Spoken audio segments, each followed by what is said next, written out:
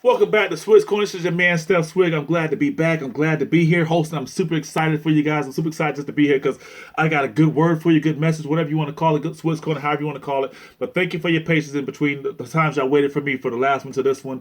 I've been very busy. Been a very busy season in my life, man. I got a crosstalk, which is my podcast right now. It's a dope podcast. We got 40 episodes in. The Sanctuary's launched a clothing line called Sanctuary Apparel. This is one of the shirts from our clothing line. RIP Old Me. People ask about the shirts. They ask what they mean. I want them to ask about the shirts like they want to buy them. They always ask what they mean. So RIP to the old me means this.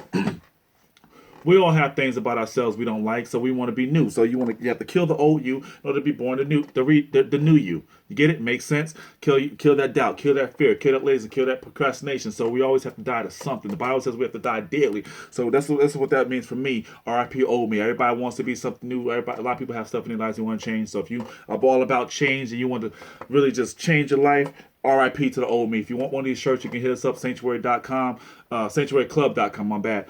And hit the shop button. You can buy any of these shirts. We got this kind of shirt. We got this kind of shirt. Oh my God. We got hooked on phonics too, apparently, but I haven't ordered it yet. So anyway, now all jokes aside, RIP old me. You can get it from sanctuaryclub.com/shop. I'm not here to advertise my shirt. I just figured since I had the platform, I'll get ahead and let y'all know what's been going on with me.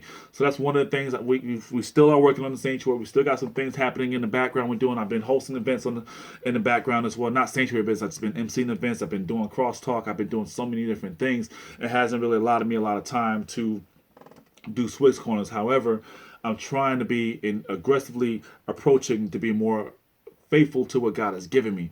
God gave me this a long time ago, and I'm embarrassed to say when He gave it to me, but I have to do these things because I feel, really weird, and I feel bad about praying. Like, Lord, help me to be more effective. Help me to reach the people You desire me to reach.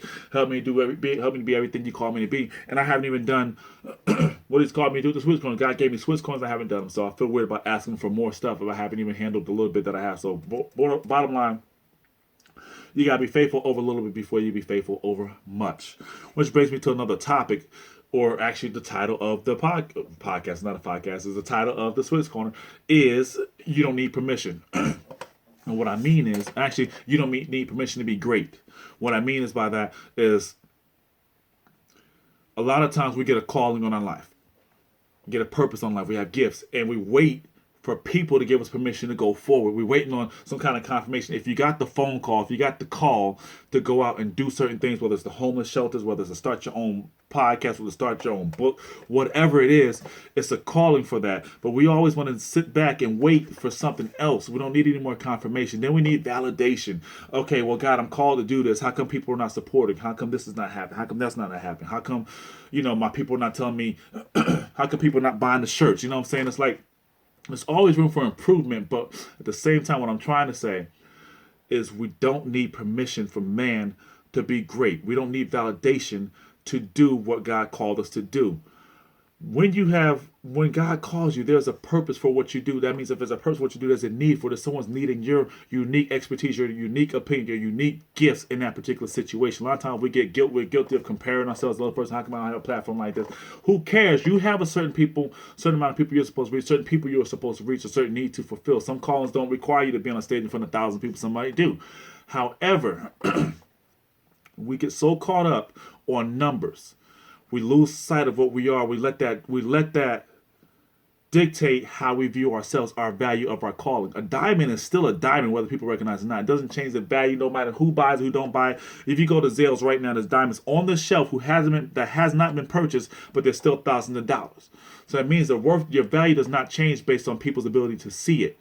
We have to understand that we are called to do what we're called to do, and there's a purpose for it. God gave it to us. So with that being said, stop waiting on support to do stuff. Even if you're doing stuff, you don't get the support you need. Understand you have the best support possible. God said, with me, all things are possible. With man, things are impossible. With me, all things are possible. He also said, if He's for you, who can be against you? So if God is for you, that's all the support you need. Now, I do believe we need people and support to move forward. However, that should not be your focus.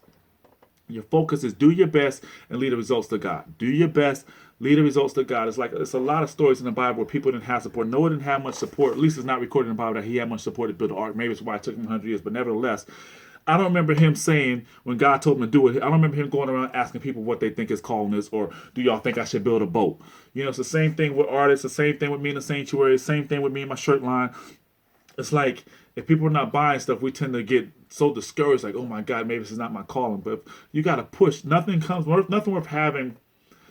Nothing worth having comes without a fight. So we have to push. If you have to push, that means it's friction, and so you have to push. It's not you just go and do, but you still have to approach it and go forward. Do not let man or lack of or numbers or lack of support deter you from your vision. Or calling a purpose or whatever you want to call it. Do not do that. You know, stop looking for men's approval. We know man is fickle anyway. Why are we seeking men's approval? You know, one day they'll hail you, the next minute they nail you to the cross. Ask Christ about that. That's in the Bible. But I'm saying is stop focusing on man's approval. Stop focusing on numbers. We're kingdom citizens. We're not supposed to be focusing on what we see in the natural anyway. We're supposed to be focusing on making impact. If you're making impact, then you are successful. Whether you impact one person or 1,000 people, you are successful. A lot of times, I admit that a lot of times I don't see the crowds I would like to have at the sanctuary, but that does not deter me from doing my mission. Does not deter me from doing the sanctuary, because I know it's needed. I know there's people being impacted by it consistently, and there's people who need to be impacted by it. Same thing, the same way I impact people, you have certain people that need your unique gifts, your unique talents, and your calling. So please do not be discouraged. Do not be discouraged to the point where you quit your ministry because you're not getting the support you think you need. When you have Jesus, that's all you really need. God will send the people to your life to help you get to this place. Now, I will tell you, it's a God move, because I tell you, be honest with you, I've been doing the sanctuary for over 10 years. My team and I have not seen a significant amount of money flowing into the sanctuary, but the impact is greater. And the fact that we haven't seen it with our physical eyes and we're still together tells me that I am called to do what I do, just like you are called to do what you do. There's a specific purpose that you have the answer for in you. So stop doubting yourself. Stop letting man tell you your value. God gives you the value. We're fearfully and wonderfully made in His image.